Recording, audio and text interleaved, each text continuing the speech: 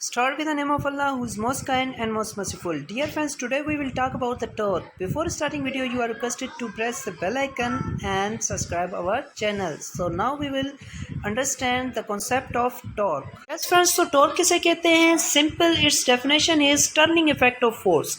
किसी भी सर्कुलर किसी भी ऑब्जेक्ट पर अगर हम फोर्स लगाएं और वो रोटेट करे, किसी सर्कुलर पाथ में मुड़ जाए, घूमे, तो उसे हम कहते हैं कि अब ये ऑब्जेक्ट जो है टॉर्क प्रोड्यूस कर रहा है।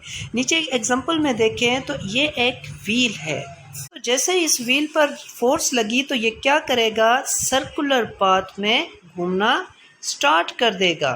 फ्रेंड्स, तो टॉर्क के लिए ऑब्जेक्ट का एक ख़ास पॉइंट से फिक्स्ड होना ज़रूरी है, जैसा कि जिसे हम कहते हैं axis of rotation.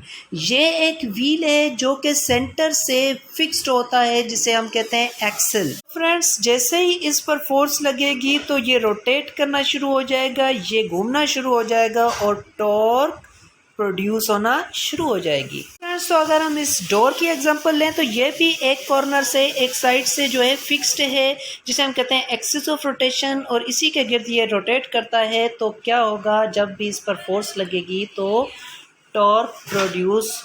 Yes friends, अगर हम इस फैन की एग्जांपल लें तो ये भी सेंटर पॉइंट से फिक्स्ड है, इसके ब्लेड्स, तो जब भी इस पे फोर्स लगेगी तो ये सर्कुलर पाथ में रोटेट करेगा और टॉर्क प्रोड्यूस होगी।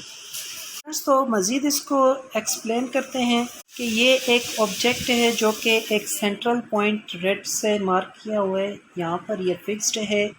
अगर इसको जो है हम एक्सिस फिक्स्ड पॉइंट यानी एक्सिस ऑफ रोटेशन पर ही हम इसको सेंटर पर ही फोर्स लगाएंगे तो क्या ये रोटेट करेगा? स्टूडेंट्स, तो ये जो है रोटेट नहीं करेगा। वजह क्या है कि ये कोई भी फोर्स हो, अगर वो फोर्स उस ऑब्जेक्ट के एक्सिस ऑफ रोटेशन यानी फिक्स्ड पॉइंट जिस चीज़ से वो जुड़ा हुआ है उस पर लगेगी तो हमेशा टॉर्क ज़ीरो रहती है, कोई टॉर्क प्रोड्यूस नहीं होती। पर अगर क्या होगा कि अगर हम axis of rotation fix point से थोड़ा सा दूर जाकर हम इस पर फोर्स लगाएं, फ्रेंड्स, तो अब जो है टॉर्क प्रोड्यूस होगी। और फ्रेंड्स, टॉर्क जितनी ज़्यादा फोर्स इस पॉइंट पे लगाई जाएगी उतनी ज़्यादा टॉर्क प्रोड्यूस होगी। It is the first condition of torque. Friends, so ये जो सेकंड कंडीशन है टॉर्क की वो ये है कि यहाँ पर उससे पहले हम समझें कि मोमेंटम आर्म क्या है। मोमेंटम आर्म को आर से रिप्रेजेंट करते हैं। ये वो डिस्टेंस है इस फिक्स्ड पॉइंट और जो पॉइंट जहाँ पर फोर्स लगाई जा रही है, इन दोनों के दरमियान का जो डिस्टेंस है मोमेंटम आर्म कहलाता है। तो इसकी सेकंड कंडीशन ये है कि फिक्स्ड पॉइंट, जिस पॉइंट पर ऑब्जेक्ट जुड़ा हुआ है, वहाँ से लेके एंड पॉइंट तक के दरमियान का फासला जितना ज़्यादा होगा, यानी जहाँ पर हम फोर्स लगा रहे हैं वो fixed point axis of rotation से जितना दूर होगा उतनी ज़्यादा मोमेंटम आर्म होगी, और जितनी ज़्यादा मोमेंटम आर्म होगी तो टॉर्क भी उतनी ज़्यादा प्रोड्यूस होगी। ये तो कंडीशन है टॉर्क प्रोड्यूस करने की, और इसी से हम इसका फॉर्मूला भी ड्राइव करते हैं कि torque is equal to F cross R, यानी कि फोर्स और मोमेंटम आर्म के प्रोडक्ट को टॉर्क कहते हैं। टॉर्क तब प्रोड्यूस होगी जब फोर्स और मोमेंटम आर्म दोनों मौजूद हों। सो मोमेंटम आर्म की जो डेफिनेशन है, the distance between axis of rotation and the line of rotation. Axis of rotation वो पॉइंट होता है जिससे कोई भी बॉडी जो है अटैच्ड होती है, और line of action of rotation वो चीज़ होती है जहाँ पर हम फोर्स अप्लाई कर रहे होते हैं। फ्रेंड्स, तो ये जो रेड कलर का निशान है इसे हम कहते हैं जी एक्सिस ऑफ रोटेशन। और फ्रेंड्स, जहाँ पर एंड पॉइंट जहाँ पर हम फोर्स लगाते हैं उसे हम कहते हैं line of action of rotation, और इन दोनों के पॉइंट्स के दरमियान का जो डिस्टेंस है वो मोमेंटम आर्म कहलाता है। मोमेंटम आर्म को मज़ीद समझते हैं कि ये एक डोर है, और ये जो रेड कलर की बार लगी हुई है यहाँ पर, ये डोर जो है इसके साथ जुड़ा हुआ है, इसे हम कहते हैं एक्सिस ऑफ रोटेशन। दूसरी चीज़ वो हैंडल है जहाँ पर फोर्स अप्लाई किया जाता है, उसे हम कहते हैं लाइन ऑफ एक्शन। तो इन दोनों के दरमियान का जो डिस्टेंस होता है उसे हम कहते हैं मोमेंटम आर्म। अगर ये हैंडल जो है एक्सिस ऑफ रोटेशन के जितना करीब होगा, मोमेंटम आर्म उतनी कम होगी, और जिसकी वजह से ज़्यादा फोर्स रिक्वायर्ड होगी डोर को ओपन या क्लोज करने के लिए।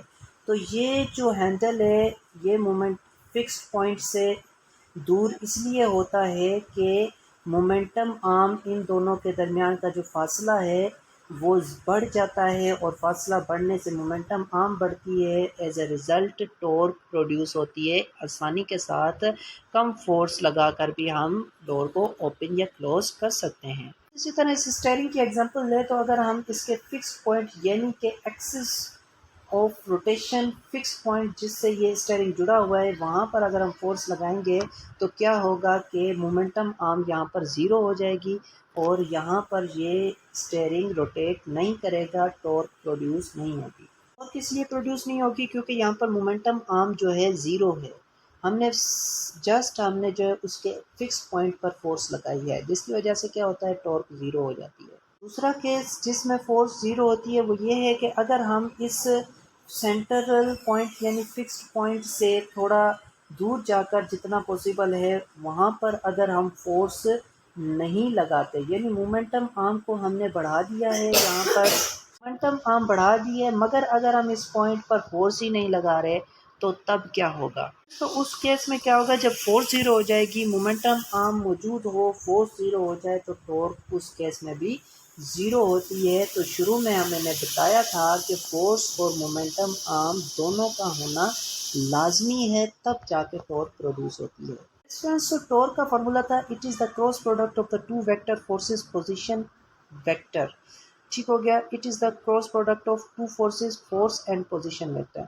इट मीन्स के जो हमारा मोमेंटम आर्म और फोर्स दोनों के क्रॉस प्रोडक्ट को टॉर्क कहते हैं, और इसमें एंगल का जिक्र लाजमी होता है, साइन थीटा का जिक्र होता है। क्यों? क्योंकि इसमें जब भी हम किसी ऑब्जेक्ट पर फोर्स अप्लाई करते हैं तो वो घूमती है, सर्कुलर पाथ में रोटेट करती है। जब भी कोई सर्कुलर पाथ में चीज़ रोटेट करे तो वो कोई ख़ास एंगल कवर करती है, इसलिए यहाँ पर साइन थीटा लगाया गया है।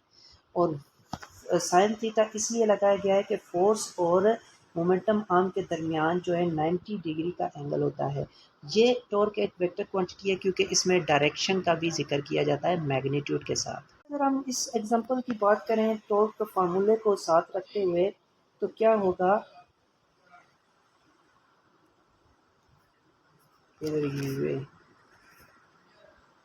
कि अगर हम यहाँ पर एंगल ज़ीरो लेते हैं, इट मीन्स कि जिस डायरेक्शन में हम फोर्स लगा रहे हैं उसी डायरेक्शन में जो है ऑब्जेक्ट जो है डिस्टेंस कवर कर रहा है, तो क्या होगा जी कि दोनों की जो फोर्स और डिस्प्लेसमेंट की डायरेक्शन जो है पैरेलल होगी, तो एंगल दोनों के दरमियान क्या होगा जी, 0 डिग्री होगा। जब एंगल 0 डिग्री हो तो टॉर्क प्रोड्यूस होगी कि नहीं, हम चेक करते हैं। तो अब हमने इसको मैथमेटिकली ड्राइव किया कि साइन 0 डिग्री लगाया, और फिर जब 0 डिग्री का साइन 0 पर आंसर 0 आता है, और ये जो 0 है जब ये फोर्स और मोमेंटम आर्म के साथ मल्टीप्लाई होगा तो अल्टीमेटली आंसर 0 आएगा, यानी कोई टॉर्क प्रोड्यूस नहीं होगी।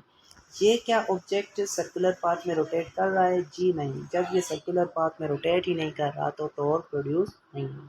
फ्रेंड्स, इट मीन्स के 0 डिग्री पे क्या होता है, साइन 0 डिग्री पे टॉर्क हमेशा मिनिमम सबसे कम होती है, 0 होती है। फ्रेंड्स, बात करते हैं जी कि टॉर्क मैक्सिमम कब होती है, सबसे ज़्यादा कब होती है, जब एंगल 90 डिग्री हो, यानी कि मोमेंटम आर्म और उसके जो है फोर्स के दरमियान का जो एंगल है वो जब 90 डिग्री होगा तो साइन 90 पे आंसर 1 आता है, और जब 1 जो है फोर्स और आर से मल्टीप्लाई होगा, आर मीन्स मोमेंटम आर्म से मल्टीप्लाई होगा, तो अल्टीमेटली आंसर जो है एफ आर आ जाएगा, मैक्सिमम टॉर्क प्रोड्यूस होगी,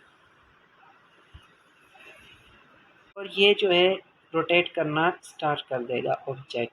अगर हम इसके ऐसा यूनिट की बात करें तो टॉर्क में जो है फोर्स और मोमेंटम आर्म की यानी डिस्प्लेसमेंट की बात की जाती है, तो फोर्स की यूनिट न्यूटन है, डिस्प्लेसमेंट यानी मोमेंटम आर्म की जो हमारी यूनिट है मीटर है, तो दोनों को मल्टीप्लाई करेंगे तो इसका क्रॉस प्रोडक्ट यानी यूनिट टॉर्क की न्यूटन मीटर आ जाएगा। कि एक वेक्टर क्वांटिटी है। यहाँ पर डायमेंशन ऑफ टॉर्क की बात करें तो न्यूटन मीटर, न्यूटन बराबर होता है केजी मीटर पर सेकंड स्क्वायर के इंटू मीटर आ जाएगा। फ्रेंड्स यहाँ पर मीटर मीटर से मल्टीप्लाई होकर मीटर स्क्वायर हो जाएगा, केजी मीटर स्क्वायर पर सेकंड स्क्वायर।